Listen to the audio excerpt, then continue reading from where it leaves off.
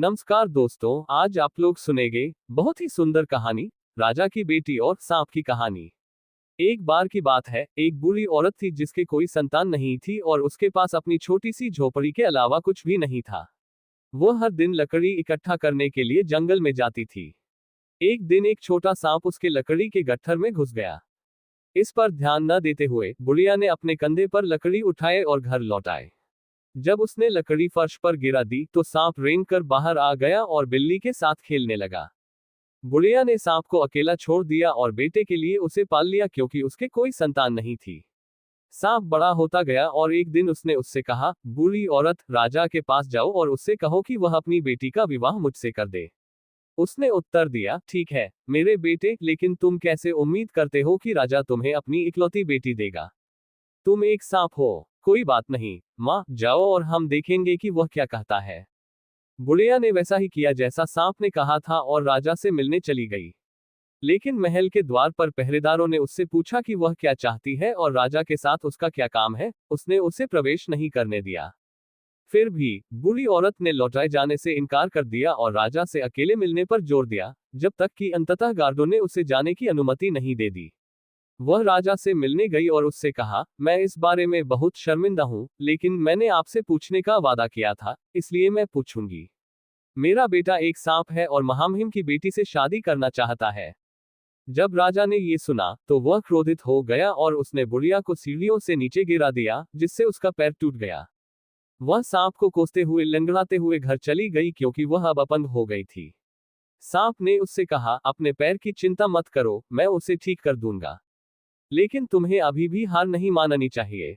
तब सांप ने एक छल्ला बनाया, उस पर फूंक मारी और कहा, बूढ़ी औरत का पैर ठीक कर दो। तुरंत ही पैर ठीक हो गया। अगली सुबह सांप ने बुढ़िया को वापस राजा के पास भेज दिया और वही हुआ। लात और मार खाने के बाद उसने कसम खाई कि वह फिर कभी महल में कदम नहीं रखेगी। तीसरे दिन सांप ने उससे कहा, फिर से राजा के पास वापस जाओ। यह आखिरी बार है जब मैं तुम्हें भेजूंगा। बुढ़िया पहले तो अनिच्छुक थी, लेकिन चूंकि सांप ने वादा किया था कि यह आखिरी बार है, वह राजा के पास वापस गई और उससे कहा, महाराज, मुझे आपकी बेटी को अपने बेटे के लिए पत्नी बनाना होगा, अन्यथा मैं ऐसा करूंगी बड़ी मुसीबत में पड़ जाओगे। राजा ने हंसते हुए उत्तर दिया, मैं निम्नलिखित शर्तों के तहत अपनी बेटी आपके बेटे को दूंगा। आपकी कुटिया कल तक मेरी कुटिया जितनी बड़ी हो जाएगी। आपके दरवाजे से मेरे दरवाजे तक का रास्ता रेशम और 400 सेवकों से बना होना चाहिए। घोड़े पर बैठकर इंतजार कर रहा होगा, पृथ्वी पर हर रंग और रंग के लिए। यदि आप कल सुबह तक ये सब कर सकते हैं तो मैं अपनी बेटी की शादी आपके बेटे से कर दूंगा।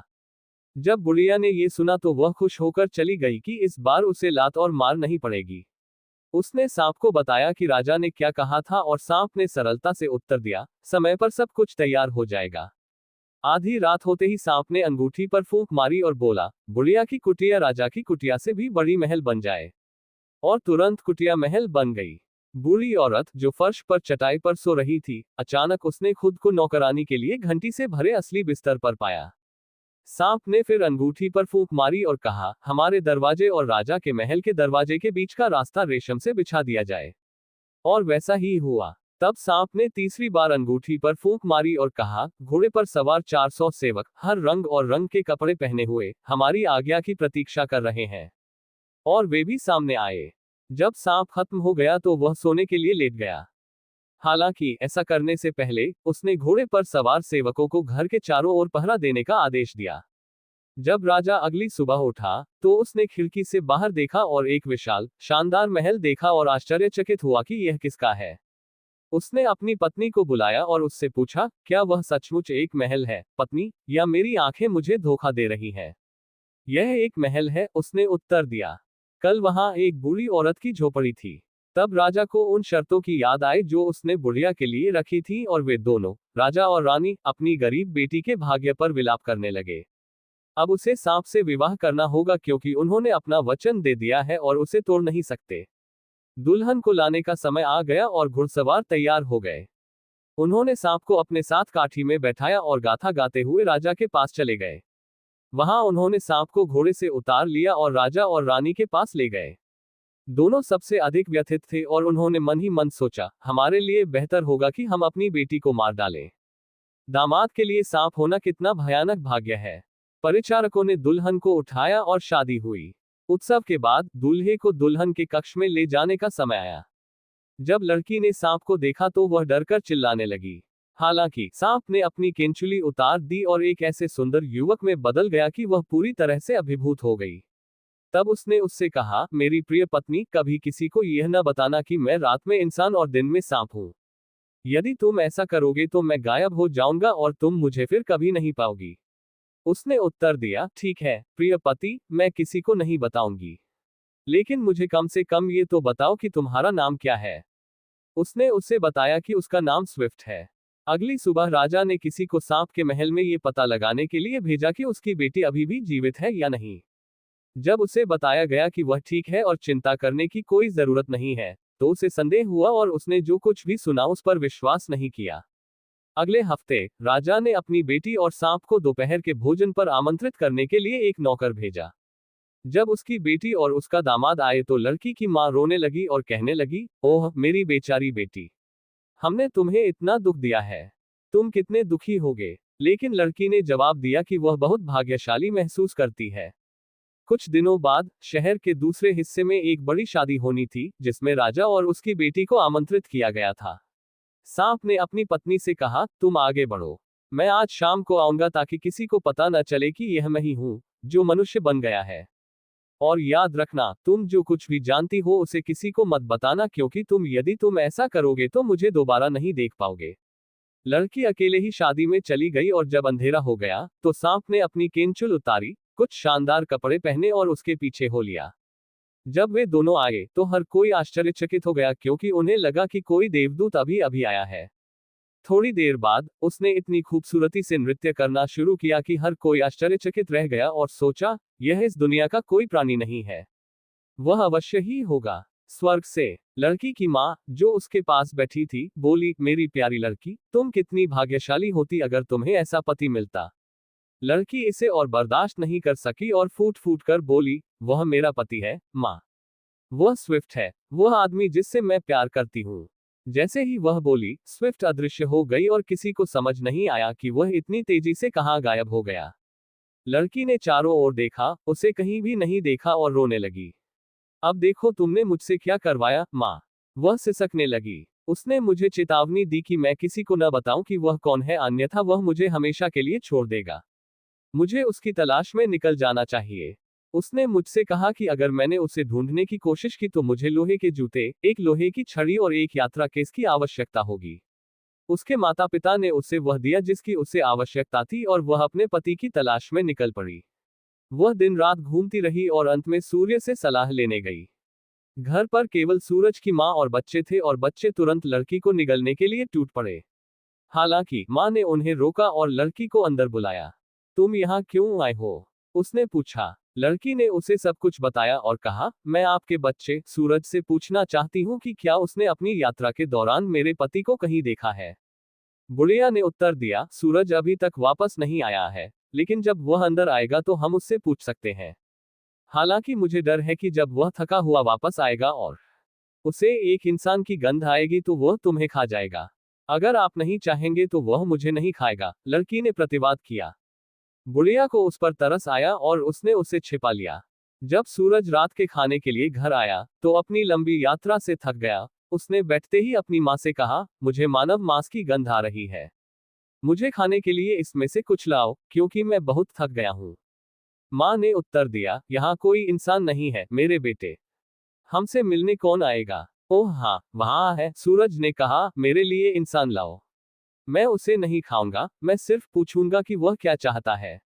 बुढ़िया ने सूरज से इंसान को न खाने का वादा किया। लड़की को छिपकर बाहर लाए और सूरज के पास ले गई। लड़की ने सूरज से कहा, मैं अपने पति स्विफ्ट की तलाश कर रही हूँ। मैं महामहिम से यह पूछने आई हूँ कि क्या आपने उसे अपनी यात्रा के दौरान कहीं देखा है। सूरज ने उत्तर दिया, नहीं, मैंने उसे कहीं नहीं देखा। लेकिन जाओ और चांद से पूछो कि क्या उसने उसे रात में देखा है। बेचारी लड़की अपने रास्ते पर चलती रही, कई दिनों और रातों तक भटकती रही, जब तक कि वह अंततः चंद्रमा पर नहीं पहुंच गई। चांद भी उसे कुछ नहीं बता सका और उसे हवा में भेज दिया। एक बार फिर वह निकल पड़ी, इस बार हवा की तलाश में। अब तक वह चलते चलते थक चुकी थी और अपनी बची खुची ताकत के साथ पवन के घर तक पहुंचने में ही कामयाब हो पाई थी।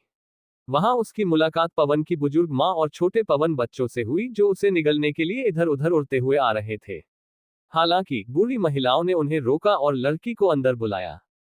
तुम यहाँ क्यों आए हो मेरी बेटी? उसने पूछा। लड़की ने उसे अपनी यात्रा का कारण बताया और बताया कि वह कहाँ थी। पवन की माँ ने कहा, हम उससे पूछेंगे। हालांकि मुझे डर है कि जब वह थका हुआ वापस आएगा और उसे किसी इंसान की गंध आएगी तो वह तुम्हें वहीं खा जाएगा।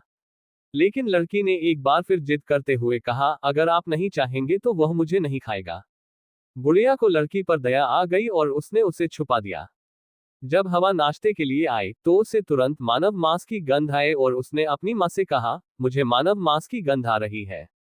मुझे खाने के लिए इसमें से कुछ लाओ, क्योंकि मैं बहुत थक गया हूँ। माँ ने उत्तर दिया, यहाँ संभवतः कोई मनुष्य कैसे हो सकता है। लेकिन उसने जिद की कि उसकी माँ इंसान को सामने लाए और आखिरकार उसने वादा किया, मैं इंसान को नहीं खाऊंगा माँ, लेकिन उसे बाहर लाओ ताकि मैं उससे कुछ सवाल पूछ सकूं। माँ ने पवन को आदर का वचन दिया और लड़की को बाहर ले आई। पवन ने उससे पूछा कि उसे इतनी सारी परेशानी क्यों झेलनी पड़ी। लड़की ने कहा, मैं अपने पति स्विफ्ट की तलाश कर रही हूँ, उसे गायब हुए काफी समय हो गया है और मैं उसे ढूंढ नहीं पाई हूँ। तुम्हारे पति को समुद्र के पार एक कुलशेद ने बंदी बना रखा है। वह यहाँ से बहुत दूर है, पवन ने कहा। लड़की ने उससे विनती की, चाहे वह कितना भी दूर क्यों न हो, मुझे उसे अवश्य ढूंढना चाहिए। मैं महामहिम से विनती करती हूँ कि वह मुझे अपने साथ समुद्र पार ले जाएं।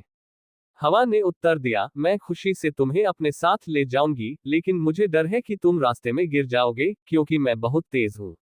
नहीं, मैं नहीं गिरूंगी, उसने उससे आश्वासन दिया। कृपया मुझे अपने साथ ले जाएं। पवन को लड़की पर दया आ गई और उसने उसे अपनी पीठ पर उठा लिया और कहा, मेरे बाल पकड़ लो और नीचे मत देखो, नहीं तो तुम्हें चक्कर आ जाएगा। हवा ने एक तेज झोंका दिया और लड़की को समुद्र के पार ले गई और उसे एक झरने के पास जमा कर दिया। बेचारी लड़की थोड़ी देर आराम करने के लिए बैठी ही थी कि अचानक पहाड़ों से एक भयानक दहाड़ गूंज उठी। झरने के पास एक कुलक्षेत्र प्रकट हुआ और लड़की को देखते ही वह एक पैर पर उछलने कूदने लगा और चिल्लाने लगा, पहले मेरे पास एक थी, अब मेरे पास दो हैं, मेरी अनमोल एक। इसने लड़की को पकड़ लिया और उसे अपने घर ले गया जहां स्विफ्ट को बंदी बनाकर रखा गया था। उसने तुरंत अपनी पत्नी को पहचान लिया, लेकिन कुलक्षेत्र से भयभीत होने के कारण कुछ कहने का साहस नहीं किया। ये सुनिश्चित करते हुए कि कुलक्षेत्र को ध्यान न आए, उसने अपनी अंगूठी एक जग में फेंक दी जिसे पत्नी को धोना पड़ा ताकि उसे पता चल जाए कि वह वहां है। और यह काम कर गया। जब वह जग धो रही थी तो अंगूठी उसके हाथ में गिर गई और उसने पहचान लिया कि यह उसके पति की है। बाद में जब उन्हें एक दूसरे से मिलने का मौका मिला तो उन्होंने उससे फुसफुसाकर कहा, जब कुलक्षेत्र मौजूद हो तो मुझसे बात मत करना, नहीं तो वह हमें निगल जाएगा। कुलक्षेत्र ने उन दोनों को खूब खाना खिलाया ताकि वह बाद में उन्हें खा सके, पहले पत्नी को और फिर पति को। इसने उन्हें बातें करते हुए भी सुना था। एक दिन कुलक्षेत्र ने पत्नी से कहा, मेरी बेटी, जब मैं रात के खाने के लिए वापस आऊंगा तो मैं घर को कुछ हिस्सों में साफ सुथरा और कुछ हिस्सों में साफ सुथरा देखना चाहता हूँ। जब बेचारी पत्नी सोच रही थी कि क्या किया जाए तो उसका पति जाग गया और पूछा कि वह क्या सोच रही है। उसने उसे कुलक्षेत्र के आदेशों के बारे में बताया और वह सोच रही थी कि उन्हें कैसे पूरा किया जाए। पति ने कहा, मुझे चीजों का ध्यान रखने दो। एक रोटी का टुकड़ा ढूंढो और उसे यहाँ ले आओ। इसका उपयोग फर्श पर झाड़ू लगाने के लिए करो और जब तुम इसे दूर रखो तो इसे अपने पीछे खींच लो।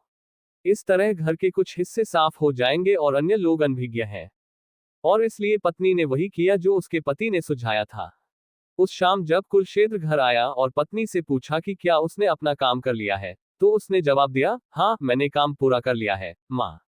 कुलक्षेत्र ने चारों ओर देखा और देखा कि सब कुछ ठीक वैसा ही किया गया था जैसा वह चाहता था। राक्षस चिल्लाया, यह आपका विचार नहीं था, यह तुम्हारे पति का था। अगले दिन कुलक्षेत्र ने फिर युवती से कहा, बेटी, आज शाम को जब मैं घर पहुंचूंगा तो मुझे यहाँ आंसुओं की 2 कड़ाही मिलनी है और अगर मैं ऐसा नहीं कर सका तो मैं तुम्हें निगल जाऊंगा। जब कुलक्षेत्र चला गया तो लड़की ने दोनों कड़ाहें निकालकर उसके सामने रख दी और उन्हें भरने के लिए रोने लगी। परंतु व्यर्थ ही कड़ाही नहीं भरती थी। जब उसका पति उठा तो उसने अपनी पत्नी को रोता हुआ पाया और उससे पूछा कि क्या बात है। उसने बताया कि कुलक्षेत्र ने एक रात पहले आंसुओं से भरी 2 कड़ाही की मांग की थी और अन्यथा उससे खा लिया जाएगा। पति ने उससे कहा, तुम कितनी मूर्ख हो। क्या तुम्हें लगता है कि तुम इन कड़ाहों को आंसुओं से भर सकती हो? एक पल के लिए आराम करो और मुझे इसे संभालने दो। कड़ाही लो और उनमें पानी भर दो, एक मुट्ठी नमक डालो और ढक दो उन्हें ऊपर। युवती ने वैसा ही किया जैसा उसके पति ने कहा था। जब कुलशेद्रा उस शाम वापस आए और पूछा कि क्या उसने अपना काम कर लिया है, तो महिला ने जवाब दिया, मैंने सब कुछ पूरा कर लिया है, माँ। कुलशेद्र ने पास जाकर देखा तो कड़ाही सचमुच आंसुओं से भरी हुई थी। अपनी जीभ की नोक से तरल पदार्थ को चखने पर कुलशेद्र को एहसास हुआ कि यह आंसुओं की तरह नमकीन था, और उसने महिला से कहा, मैं अच्छी तरह से जानता हूँ बेटी कि यह आपका विचार नहीं था, बल्कि स्विफ्ट का था। इसके बाद कुलशेद्र उस युवक से नफरत करने लगा और उसने योजना बनाई कि वह उसे कैसे खा जाएगा। लेकिन युवक को खतरे का आभास हुआ, इसलिए उसने कुछ पुराने कपड़े पहने और लकड़ी काटने के लिए कुलशेद्रा के जंगलों में से एक की ओर निकल गया। कुलशेद्र ने अपने सभी जंगलों में खोज की लेकिन वह नहीं मिला। हालांकि एक दिन कुलशेद्र तब हुआ जब युवक अभी भी लकड़ी काट रहा था और कुल्हाड़ी की आवाज सुनकर चिल्लाया, मेरे जंगल में लकड़ी काटने की हिम्मत कौन कर रहा है? उसने उत्तर दिया, मैं एक गरीब आदमी हूं और एक ऐसे युवक के लिए ताबूत बना रहा हूं जो अभी अभी मरा है। कुलशेद्र ने पूछा कि वह युवक कौन है? एक सुंदर लड़का जिसका नाम स्विफ्ट था, आदमी ने उत्तर दिया। जब कुलशेद्र ने सुना कि स्विफ्ट की मृत्यु हो गई है तो उसे खुशी हुई और उसने कहा, ओह मैं कितना खुश हूं। यह ताबूत के पास पहुंचा। युवक ने पूछा, क्या आप उस लड़के को जानते हैं? हाँ, इसने उत्तर दिया। तब साहस रखें महाराज, युवक ने कहा, और अंदर चढ़ें और देखें कि मैंने सब कुछ ठीक से किया है या नहीं। मैं बहुत खुश हूं कि वह मर गया, कुलशेद्र ने फिर कहा, और ताबूत में चढ़ गया। युवक ने तुरंत ताबूत को बंद कर दिया, उसमें ताला लगा दिया और आग लगा दी। जब उसने ये सुनिश्चित कर लिया कि कुलशेद्र जलकर राख हो गया है, तो वह घर लौटा और अपनी पत्नी से कहा, कुलशेद्र हमेशा के लिए चला गया। अपना सामान पैक करो और हमें घर लौटने दो। इसलिए उन्होंने अपना सारा सामान इकट्ठा किया, घर वापस चले गए और हमेशा खुशी से रहने लगे। वह आदमी जो पहले दिन में सांप था और रात में इंसान था, अब हमेशा के लिए इंसान बन गया।